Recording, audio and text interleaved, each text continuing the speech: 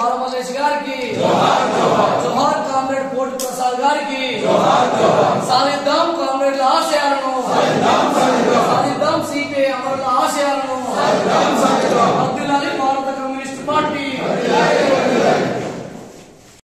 అవినీతికి మయంగా నిలయంగా మారిపోయింది. అంటే మన దేశ కంపెనీ పైన అమెరికా వాడు విచారణ చేసే దృష్టికి వచ్చిందంటే నరేంద్ర మోడీ తలదించుకోవాలి, తలవంచుకోవాలి. ఇది భారతదేశానికి కూడా మనసాలి.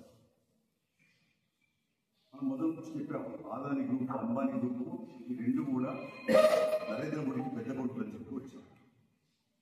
ఇది వాస్తవం నిజమైంది. మన రేవంత్ రెడ్డి గారు కూడా, ముఖ్యమంత్రి గారు కూడా 100 కోట్లు నేను ఆదానికి వచ్చింది, అంబానీకి వచ్చింది, ఆదాని గ్రూప్కి వచ్చింది, అవి ఆఫీస్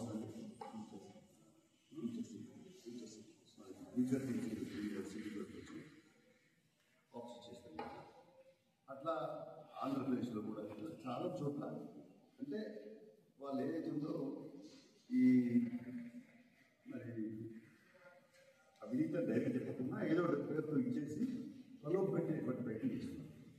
పైసలు ఇస్తారు, 10 పైసలు లాభపడతారు. ఇది సాగుతుంది. అంటే ఆదాని అంబానీ ఆదాని పైన పార్లమెంట్లో జాయింట్ పార్లమెంటరీ కమిటీ వేయాలని చెప్పేసి